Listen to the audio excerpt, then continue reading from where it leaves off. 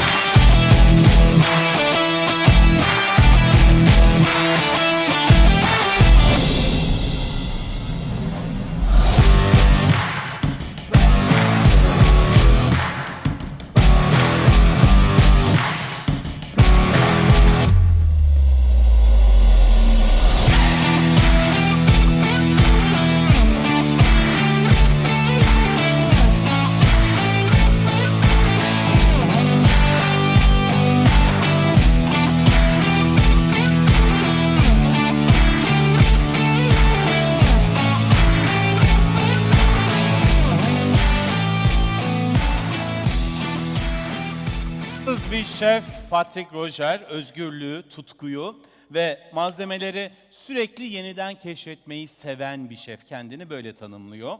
Felsefesi her zaman ilerlemek, düşmek ve ne olursa olsun tekrar ayağa kalkmak. Bize ne kadar benziyor değil mi? Roger şimdi Art Changes Vision, Patrick Roger Universe konusuyla ana sahnede. Alkışlarla kendisini davet ediyorum. Ve Patrick Roger ile beraber sahneye çıkacak olan çok sevgili bir Fransız gazeteci daha var. Philippe Odieu, oui. C'est comme ça. Ve soruları Philippe soracak. Efendim sahne sizin. Bonjour chef, bonjour à tous. Bonjour. Donc on va parler en français. Alors chef, est-ce que vous pouvez nous expliquer ce que vous faites ici aujourd'hui? C'est une grande question. Et est-ce qu'on pourrait avoir une grande réponse? D'abord, je voulais venir à Istanbul. Et est-ce que ça vous plaît? Évidemment, c'est super. En arrivant, tu comprends directement que l'on est dans un pays qui est formidable. Et c'est ça qui est extraordinaire. Et alors aujourd'hui, on va essayer de comprendre un peu qui vous êtes, comment vous créez, car vous êtes très connu dans le monde du chocolat pour des créations exceptionnelles. Et l'idée, c'est d'essayer un petit peu de mieux comprendre tout ça. Ouais, alors je viens de mettre une image, tout simplement. C'est plutôt cette relation au visuel. C'est très flou, mais je sais exactement où je vais. Et dès que c'est pensé, c'est fait. Et par exemple, le titre de plus ou moins de cette image, c'est le syncrétisme. Et avant de penser, il y a cette image qui est floue. Donc pour s'y retrouver, c'est pas très simple. Mais est-ce que du coup votre réflexion commence par l'image ou comment vous êtes arrivé à cette image? Donc j'ai dessiné cette image et surtout on a réussi à faire une photo et ça c'était assez extraordinaire. Et puis dans la soirée, après avoir tout fait, là on va dérouler ce que j'ai fait. J'ai commencé à travailler. J'ai fait juste un petit dessin pour marquer. À partir de là, il fallait tout de suite travailler et j'ai une pensée comme les cuisiniers. Je pense comme un cuisinier. Je fais plus ou moins comme la pâtisserie pour la gestion du temps. Je fais de la chocolaterie et la sculpture et l'architecture est vraiment mon art de prédilection. Ouais, c'est ça, vous êtes très connu pour les formes et apporter de l'art au chocolat. Et on parlait tout à l'heure un peu de cette, je ne sais pas si c'est une pression, mais en tout cas, on attend toujours de vous que vous veniez avec une approche qu'on n'a encore jamais vue. Et donc, comment ça se passe pour vous? Moi, je crois que surtout, c'est la chance de rien savoir et c'est ça qui est le plus extraordinaire. Je viens d'un petit village et puis tout simplement, un jour, je me retrouve place de la Madeleine à Paris et aujourd'hui ici. C'est beau. Et donc, du coup, dans la création, comment est-ce que vous arrivez toujours à avoir cette approche qui est assez singulière? Aujourd'hui, ou en tout cas cette année, il y a une centaine de nouveaux chocolats, environ 200 sculptures, plus l'architecture, 300, 400 pièces dans l'année, ça va faire. Et donc là, c'est pour ça j'ai dessiné. Quand j'ai vu ce flash, ça m'a fait penser tout de suite à ça. Et directement, 10 minutes après, on a fait cette tartelette. Ah, donc c'est sur un temps au final très court. C'est surtout très instinctif, vraiment, je pense, comme le cuisinier. C'est tout de suite. Je connais un garçon qui s'appelle Emmanuel Renaud, qui est vraiment un barjot. Ça va très très vite. Et on a vraiment ces approches qui est très simple à la fois. Donc c'est une approche instinctive. Et donc quand vous voyez ça, comment est-ce que vous avancez dans la création? Ben, je connais surtout exactement le goût. Je sais la forme, la texture. Donc c'est pour ça qu'il faut commencer. Et c'est vraiment le travail qui va faire que l'on réussit. Et c'est instantané, il n'y a pas d'essai, c'est bon systématiquement. Incroyable. Et pour vous, le goût arrive du coup après la forme et la structure ou comment? Alors, pour la première fois, donc, j'ai essayé d'écrire. Il y a Mathilde qui est dans la salle aussi, parce que le soir, il fallait que j'essaie de lui expliquer. Donc, j'ai pris à 22 heures, j'ai commencé à essayer d'écrire comment ça naît. Et je pense réellement, c'est d'abord l'esthétique. C'est pour ça qu'il y a eu ce petit schéma au crayon à papier. Mais tout de suite, je commence, le goût arrive, et par le goût, ça va m'emmener jusqu'à l'architecture. Mais c'est un peu un cheminement qui est étrange. Mais en 5 minutes, j'avais changé les 10 ans de ma vie. C'est incroyable. Et comment est-ce qu'on arrive ensuite à transmettre ça à des équipes? J'ai un garçon qui est là depuis 20 ans avec moi. Donc le problème, c'est de l'attraper simplement parce qu'il y a trop d'idées. Donc c'est à quel moment tu es capable de passer entre la production, parce que notre métier, on fait quand même 16 millions de chocolats. C'est quand même pas mal. C'est énorme. Ouais, c'est 16 millions de fois on rentre dans quelqu'un et 16 millions de fois on est jugé surtout. Et pas jugé comme en cuisine le jour même. Ça peut attendre 1 jour, 2 jours, 10 jours.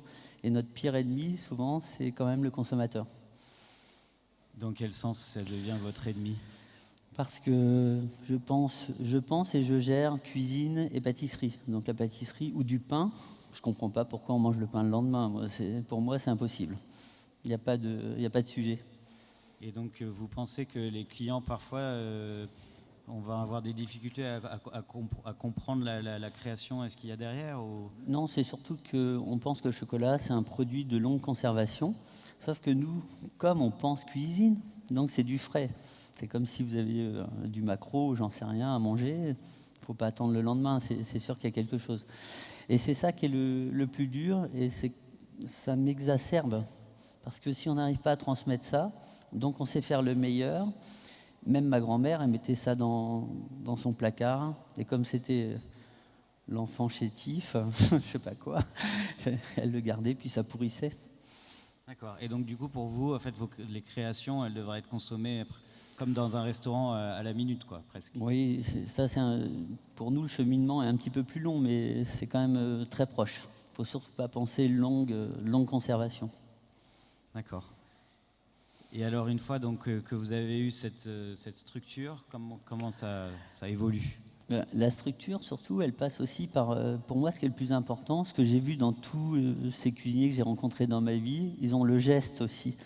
Si je prends Jérôme Banquetel, par exemple, la réserve, quand je lui fais faire une ganache à la truffe, il l'a fait merveilleusement bien. Et quand il va couper, mais il faut 40 ans pour comprendre. Et c'est pour ça que là, j'ai mis ce petit schéma aussi. Je pense que le geste crée vraiment l'intelligence. On a tous une approche pour toucher. Et le fait de toucher de telle façon, c'est quelque chose qui est extraordinaire. Et à la fois, quand j'étais gamin, j'avais 20-25 ans, je travaillais chez le père de Bruno Mettenard, qui est 3 étoiles Michelin. Et je me faisais plutôt engueuler parce que j'étais lent, alors que je suis quelqu'un qui vient de la vitesse. Mais il fallait tout ce temps, tout ce cheminement aussi pour apprendre. Il faut beaucoup de temps. Et donc si l'intelligence vient du geste, pour produire toutes ces formes et un petit peu partout dans le monde comme vous le faites, comment on transmet justement cette intelligence et ce geste? Comme aujourd'hui, j'écris l'oral. On est en train de perdre aujourd'hui dans les ateliers. Alors en cuisine, je pense que l'oral est encore là, suffisamment. Mais en chocolaterie, en pâtisserie, je ne suis pas sûr qu'on ne perde pas tout simplement, même c'est certain, je suis sûr qu'on perd l'oral. Avant, la transmission, elle était que par l'oral. Il n'y avait pas d'informatique, pas de RP, pas de tout un tas de choses, quoi. D'accord, et donc chez vous, l'oral tient une place très importante. Non, on est en train de le perdre aussi, bien sûr, parce que moi je recule un peu, je laisse faire, parce que mon vrai métier c'est de faire ce que les autres ne peuvent pas faire, entre autres la sculpture, quoi. Et est-ce que du coup votre cheminement de pensée, il va se retrouver chez des artistes, chez des architectes, ou c'est quelque chose qui vous appartient? Par exemple, j'ai croisé il n'y a pas très longtemps Jean-Michel Villemotte. Et il dit nous sommes les deux à pouvoir comprendre. Parce que tout simplement, une sculpture en chocolat ou en métal, on va la poser au sol. Et on a fait l'expérience chez Arnaud Lallemand aussi, chez différents cuisiniers, où j'ai prêté des sculptures pour essayer de dépasser qui nous sommes. Parce qu'il faut aller plus loin, ce qu'on attend de ces garçons. Moi, j'attends plus. Alexandre Gauthier, par exemple, mon rêve, c'est faut le pousser à fond, quoi. C'est quelque chose qui est incroyable parce qu'il a tellement d'acquis. Et si on arrive encore à transmettre plus, donc on s'élève et c'est assez extraordinaire. Après, ça sert à rien, hein, je suis d'accord. Mais on est déjà content. Et du coup, votre démarche, elle dépasse largement la pâtisserie et vous avez envie d'emmener d'autres artistes de la cuisine dans cette approche? Si on pense qu'il y a un manque, ça peut être un manque, ou c'est plutôt moi ce que j'attends. Si je vais dans un musée ou quand on arrive à Istanbul, on sait. On doit savoir tout de suite où on est. Et ça, c'est assez fondamental. Et la cuisine, aujourd'hui, ce sont des hôtes aussi. Ils reçoivent du monde. Comment on est reçu? Pourquoi? De telle façon? Et il n'y a pas très longtemps, je réfléchissais encore à Alexandre Gauthier. Il a 44 ans. Le garçon, ça fait 44 ans qu'il vit à la Grenouillère. Il s'est ancré, c'est dans son sang, il ne peut pas faire autrement. Alors que j'aurais un rêve aussi, c'est de l'emmener jusqu'à Paris, parce qu'il y aura un public encore différent. Ça, c'est sûr. D'accord. Et donc, du coup, dans ce processus, une fois que vous avez fait ce petit croquis, comment... Le savoir. Ah. Mais ça, il faut travailler. Le travail. Travailler. Et j'imagine que dans le savoir, il y a l'expérience. Ouais, ça c'est pareil avec Cyril Liac, on en parlait il y a quelques temps. Il disait c'est vachement dur parce qu'on n'avait pas l'expérience au départ, quand ils ont commencé la pâtisserie, la chocolaterie. Et ça, bien sûr, moi ça fait 40 ans que je fais du chocolat et je suis né dans une boulangerie, même si on n'avait pas le droit, et c'est important. Et alors quand on a vu le croquis juste avant et qu'on en arrive là, qu'est-ce qui se passe? Ça, c'est les 10 ans. Soit on a suffisamment de force pour le faire dans l'année, peut-être dans un autre pays aussi. Quel est le pays qui est capable de recevoir notre culture? Parce que la France a une culture qui est extraordinaire. On a bien vu pendant les Jeux Olympiques, on découvre Paris, que c'est joli. Ben oui, c'est joli, c'est évident. Et demain, c'est comment on continue à, évidemment, offrir ça au monde entier. que ce soit l'architecture, l'histoire, mais tout. Et chaque ville, chaque pays dans le monde a une histoire, une culture qui est incroyable. Et ça me fascine. Donc du coup, dans votre processus de création, il y a cette réflexion de où est-ce que je vais pouvoir aller chercher C'est plutôt avec qui je parle. Alors bien sûr, on parle en offrant. La cuisine, c'est ça. On offre tout son... C'est un sacerdoce, c'est évident. D'accord. Mais il y a encore la tranche au-dessus. Alors, qu'est-ce que c'est que cette tranche au-dessus? C'est peut-être ça, c'est des tranches, là, effectivement.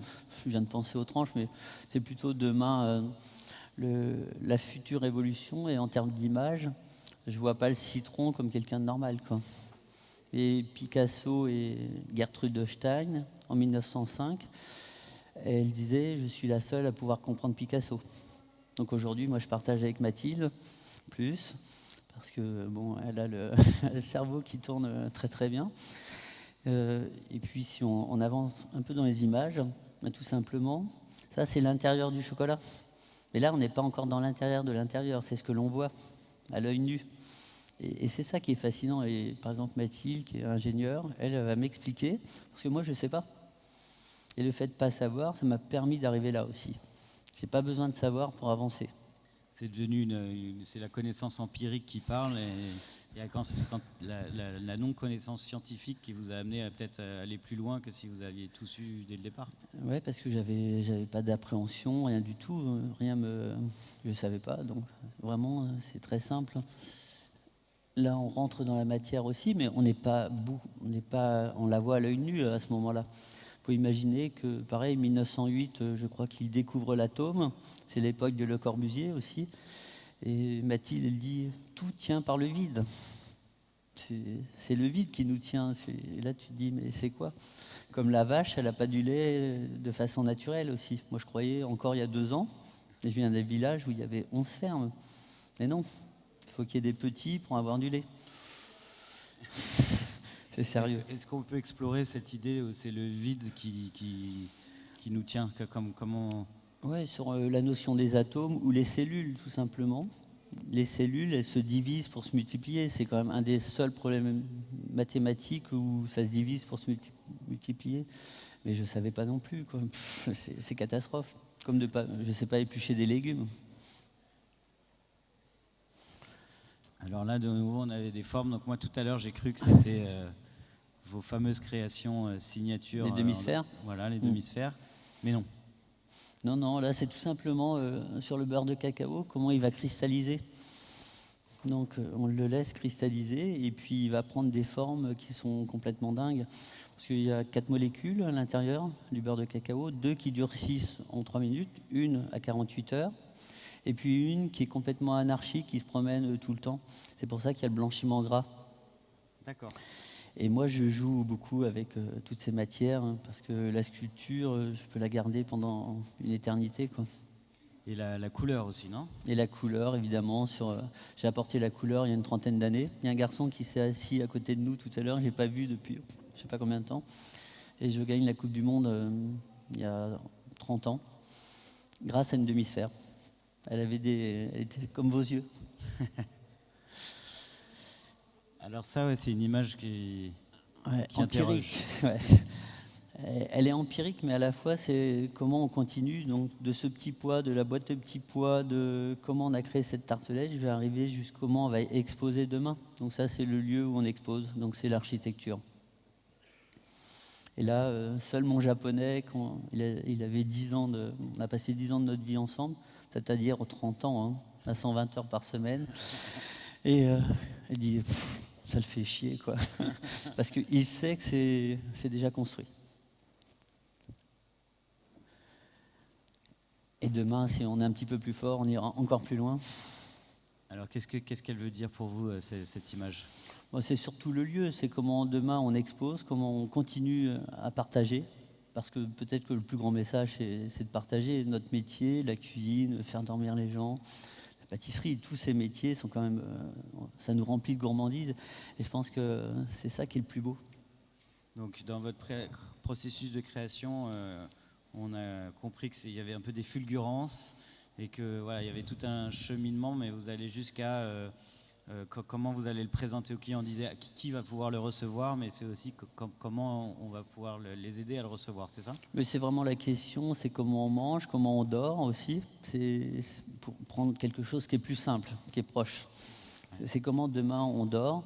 Et ça, c'est fabuleux de découvrir que Le Corbusier, il avait déjà 5 grands sens à cette époque. C'est comme les 5 S pour le Japon, on doit ranger, ordonner, être rigoureux, etc. Et donc on a forcément plein de petites méthodes comme ça, quelques mots, et c'est très codifié. J'ai l'impression de... Je fais le con pas mal, mais derrière ça rigole pas des masses, quoi. Surtout avec moi-même, quoi. Et du coup, c'est codifié pour vous, mais est-ce que ça l'est c'est déchiffrable pour les autres? Mathilde, elle est là, elle parlera en français. C'est ça le grand sujet de demain, avec qui tu parles. D'accord, c'est très clair. Est-ce qu'il y avait d'autres images que vous vouliez nous montrer? On reste sur celle-ci. Je veux bien prendre une question. On a encore... on est à moins 43 secondes. Ah ouais, c'est On ça. est mort. Alors, je vous remercie, chef, de nous avoir fait partager Merci. cette inspiration. Merci beaucoup. Merci d'avoir partagé. Thank you. Merci.